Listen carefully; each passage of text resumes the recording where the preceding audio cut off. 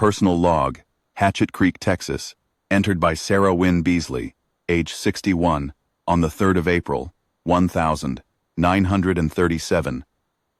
Copied out for her grandchildren, so the paper would not be lost again. The letter was already on the table when Aurelia Wynne opened the door, and a stranger in a dust-gray coat was standing on the porch holding his hat in both hands like a man at a graveside. This was in the fall of 1879. Aurelia had been the widow of Ranger Captain Thomas Wynne for 9 months by then. She told the story so plain in her last winter that her granddaughter never forgot a word. And the page below is set down because the letter itself is in this box, brittle at the folds, and one hand was the last hand on it that knew either of them. The stranger said, "Ma'am, I rode in from El Paso. Your husband gave me this, in the fall of '60. He told me to carry it to a man named August Lacey in the Sangre de Cristo country if anything happened to him. I have just learned anything happened to him." He held out the envelope. It was wax-sealed, and the wax was cracked, and the ink on the front said, in Captain Wynne's hand, "For August Lacey, to be given by hand only. T. Wynne."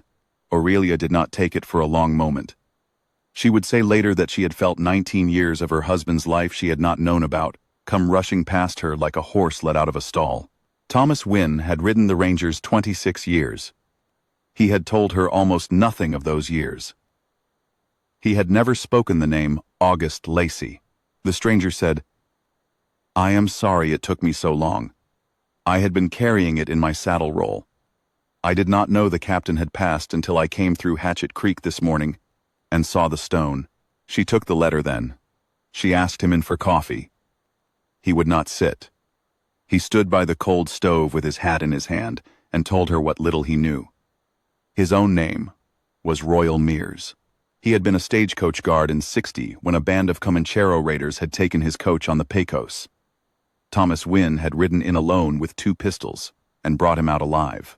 Wynne had been hunting that same band for another reason, Mears said, and on the ride back he had written this letter at a creek bed and asked Mears to swear he would carry it to August Lacey if Wynne himself was ever stopped before the job was done. Mears had given his word. He had carried the letter through the war, through 3 jobs, through a wife dead in childbirth. He had never opened it. He had heard in El Paso this spring that Captain Wynne had died of a winter chest, and he had ridden 1,100 miles to bring the letter home. Aurelia said, "You have done your part, Mr. Mears. I will see it through." He looked at her. He said, "Ma'am, the Sangre de Cristo country is 400 miles of bad weather and worse roads. I do not know if August Lacey is even alive. I will go for you if you ask." She said, "I will ask you to stay long enough to eat. I have to think." 1. He stayed. He paid for his keep in firewood, a fixed gate latch, and the mending of the well rope. He slept in the hay barn. In the morning he was washing at the pump when a second rider came down the road at a hard walk. This rider was younger. He wore a faded duster, gone almost white at the shoulders, a hat that had lost its shape, and a 6-gun set the way a working hand wears one for use, not for show. He pulled up at the gate, took the hat off, and said, "Mrs. Wynne? My name is Joel Quill. I am looking for hire. They said in town the captain's widow might need a man for a long ride." She came out onto the porch. She looked at him for a long count. She said, "Who told you that, Mr. Quill?" He said, "The blacksmith." He said a stranger had ridden in last night with old Ranger business, and a woman alone could not be expected to carry it 400 miles in winter. The blacksmith. The blacksmith, Aurelia would say, years on, that this was the moment she felt the captain standing at her shoulder. Quiet. The way he had been at her shoulder for 23 years of marriage. She heard him in the still inside her head. The same voice he had used in 1856. "Aurelia, the right hand is already on the gate." She said to Joel Quill, "Come inside. There is coffee on." He came in. She set the letter on the table between them. She did not open it. She said, My husband wrote this in 1860 to a man named August Lacey in the Sangre de Cristo country. A stagecoach guard carried it 19 years. My husband has been dead 9 months. The promise is still owed. Joel Quill looked at the envelope. He did not touch it. He said, "Then, I will write it." She said, "Why?" He said, "Because the captain pulled my father out of a flooded crossing on the Brazos in '67. My father was a freighter. He did not have a name anyone would have ridden out for. The captain did not ask his name. He just pulled him out and rode on. My father told me that twice a year until he died. I was 9 when I heard it the first time. I would not be standing here if Thomas Wynne had not stopped that morning. I owe him a ride." The room was quiet. Aurelia would say it was the kind of quiet that is the answer to a prayer one did not know one had been making. She said, "I will pay you $40 and a fresh horse from the corral. I will ride with you as far as the Red River. I want to see the letter delivered, if I can." He shook his head, gentle. "Ma'am, no. The country between here and there is not a country for the captain's widow on a borrowed horse. I will go alone, and I will come back with August Lacey's word in my hand. Or I will come back and tell you why I could not.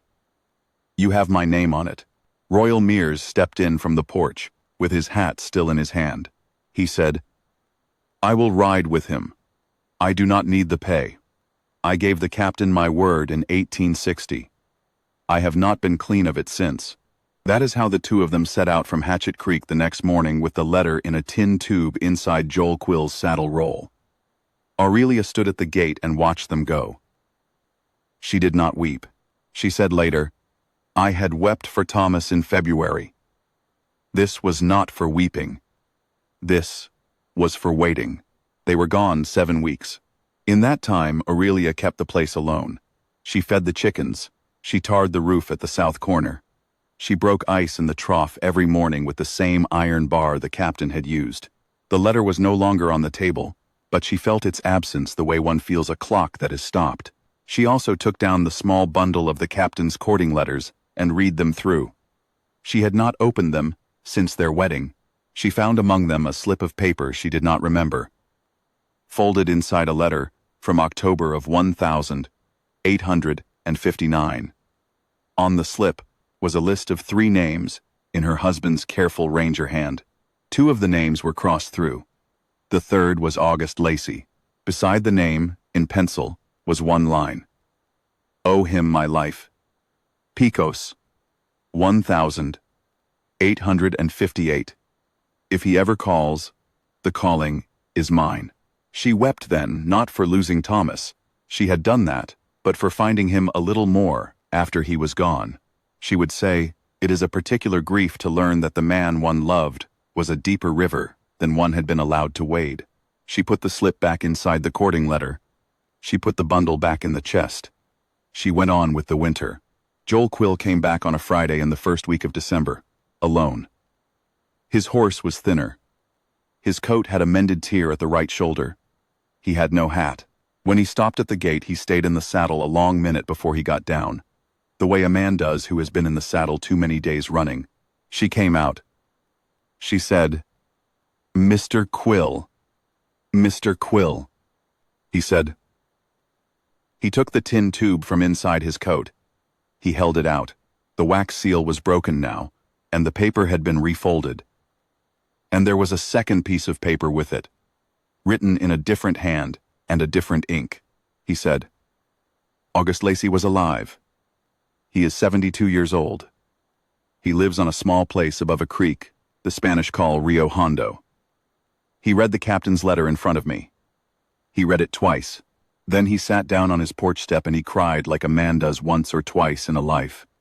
"He gave me this for you. He asked me to tell you, in his own words, that the debt your husband would not let him pay was paid the day Captain Wynne rode in. He said the captain would know what that meant. He asked me to say that if the captain had a widow, she had been married to a man August Lacey would have followed into any fire. She did not open the second paper there at the gate. She took both papers in her hand. She looked at Joel Quill's face. She said, "Where is Mr. Mears?" He looked away once and looked back. Royal Mears went down with a fever at a swing station outside Las Vegas, New Mexico. He held on 6 days. He asked me, the last morning, to tell you he was clean of it.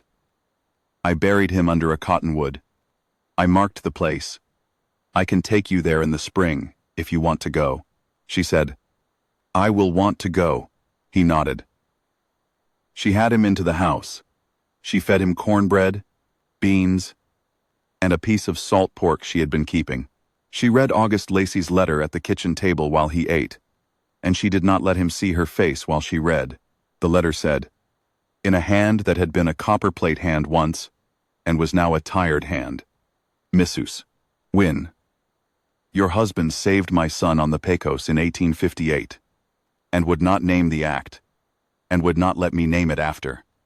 The man my son grew into is the man who carried this letter to me. The thing your husband refused to be paid for, he was paid for tonight by the sight of a brave young man at my gate with my friend's hand on the paper. You have my prayers and the prayers of every Lacey who is left. Tell your husband, when next you speak with him at his stone, that August has kept his end of the line. A. Lacey." She set the letter down.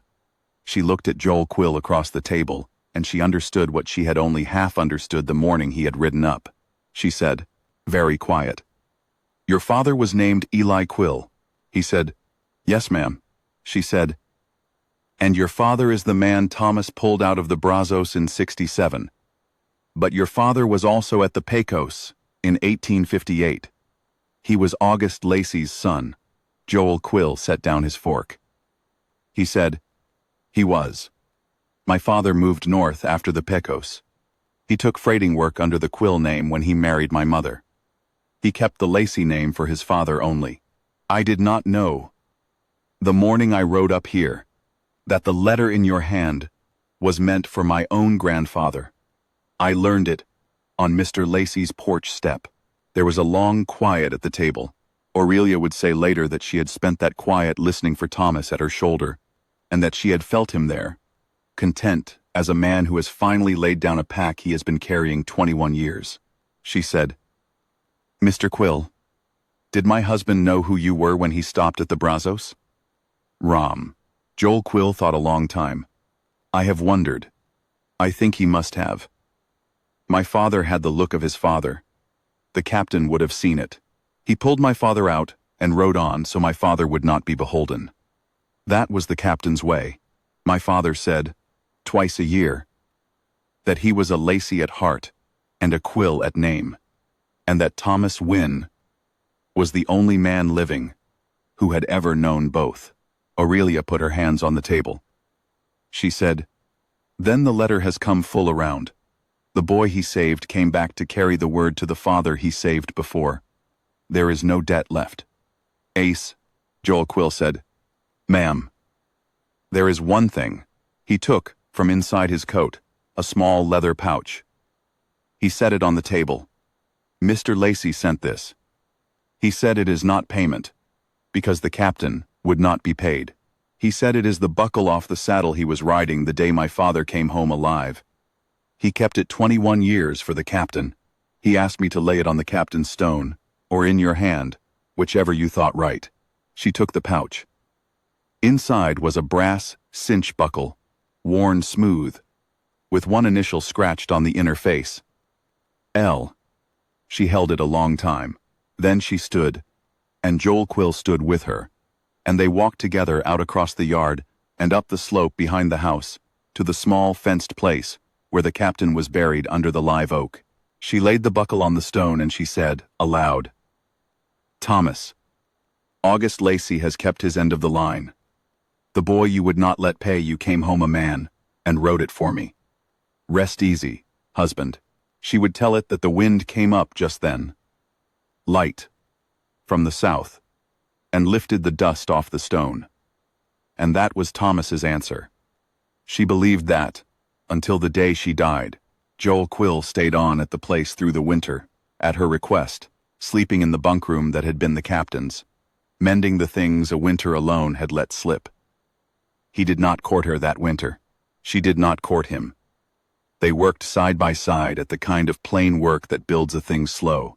He was 26, and she was 38, and they were both, in their separate ways, the keepers of one man's word. In the spring, he took her north along the trail Royal Mears was buried under, and they stood together at the cottonwood, and she set a flat stone there in her own hand. On the way home, he said, at a campfire on the Canadian River, that he had been thinking through the winter that he did not want to ride away in the summer. She said she had been thinking through the winter that she did not want to ask him to. They were not melodramatic about it. They were two careful people in a careful country who had been brought together by a letter and held together by what the letter had meant. They were married in the parlor at Hatchet Creek in October of 1880, 1 year to the day after Royal Mears had stood on the porch with his hat in both hands. The preacher was old, and his voice was thin. There were 9 people in the parlor. August Lacey could not ride down for it, but he sent a single line on a card, which is also in this box. The card says, "A man's promise outlives him only if there are good people behind him to ride it home. Joel and Aurelia. I am one of them." A. Lacey. Joel and Aurelia Wynne Quill had 2 daughters and 1 son. The son was named Thomas, after the captain he never met. The letter, and the buckle, and the card are all in this box now, and so is this account, in case the box outlives the keeper.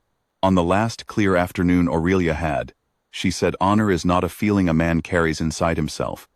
She said it is a line a man hands forward, and the only love worth keeping is the love that comes home along that line and stays. She had loved Thomas Wynne for 19 years before he died, and she had loved him for 58 years after, because Joel Quill had ridden into her yard with a stranger's letter and made her see that the line was still long. That is what should be remembered. The letter is brittle. The buckle is small. The line is still long. Entered by Sarah Wynne Beasley, Hatchet Creek, April 1937.